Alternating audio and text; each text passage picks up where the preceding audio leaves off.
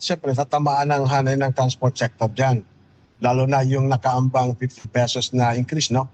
So, umaasa kami sa government, yung mga early pronouncement nila na magkakaroon ng subsidy at tapos tinitignan nila yung fare increase.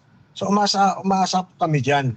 Kasi kung madidili po ang pagbigay ng subsidy ng government, talagang tatamaan ang mga driver, operator. Malaking dagot po sa amin ito. Sa ngayon, ano po ba ang immediate concern po natin, sir? Kasi lalong-lalo po at sabi nga po, yung fuel subsidy, parang hanggang noon pa yata po, wala pa na ibibigay. Hanggang sa ngayon, meron na ba tayong problema na naman? At kamusta po yan, Sir Bernard? Kailangan po ba ng emergency power ating po nga Pangulo para po bawasan na po yung excise tax dito mismo sa mga langis? Tinitignan natin, no? Yung exemption doon sa excise tax ng langis, isa yan. Para talagang hindi kami masasaktan. Na. Pangalawa, yung tungkol doon sa fuel subsidy, last week nag-release ang LTFRB Land Bank ng 5,000.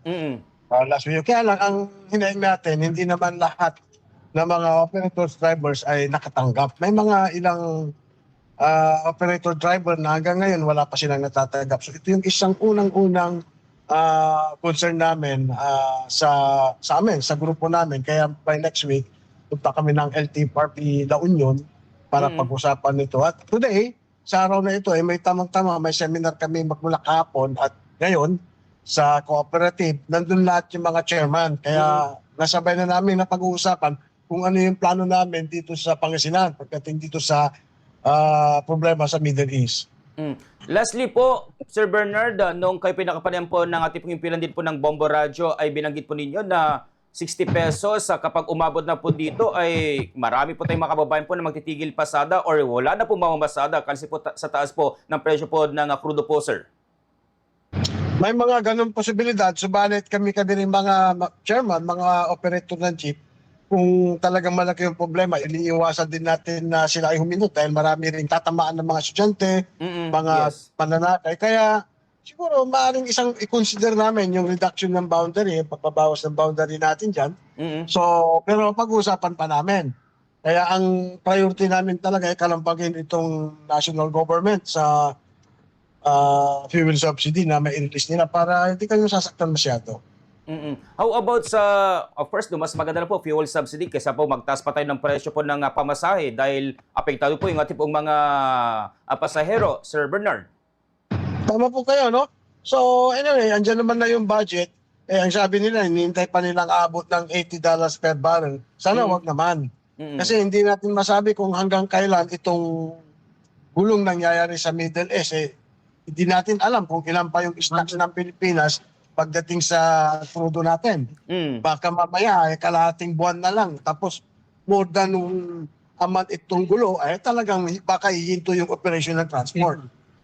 Baka darating ulit po na pupunta po ng 80 pesos or kaya 85 pesos po ang per liter na po ng crudo po, Sir Bernard. Parang natandaan po natin dati, panahon po yan ng COVID, di ba, sir?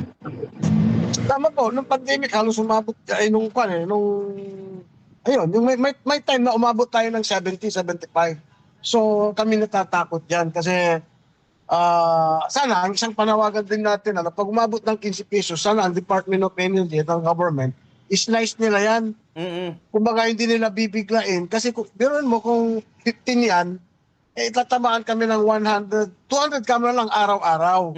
Kung kumain mo yan sa isang linggo, nasa 1,400, kalahating sakong bigas na yan. Kaya malaking problema ito para sa amin. Parang staggered lang muna yung kanila pong pagpapataas po ng ng presyo po ng ng crudo po, sir. Tama po. Halimbawa, sabihin natin 15 pesos, next week 5. Next week 5. Baka mamaya mahinto kaagad yung gulo. So at least hindi tayo na pwersa. So yun ang isang tinitignan natin, 555. Para hindi mabigat siguro. So yun ang nakita kong magandang solusyon dyan. Pero sir, di ba, ang pagdating naman po ng mga oil po dito sa ipong bansa ay abutin po ng ilang linggo para po makarating. Pero parang every week, kapag may paggalaw, gagalaw din po. Kung nakabili po ng mas mura, edi mahal ang kalag po nga benta. Sir, parang gano'n pong nangyari.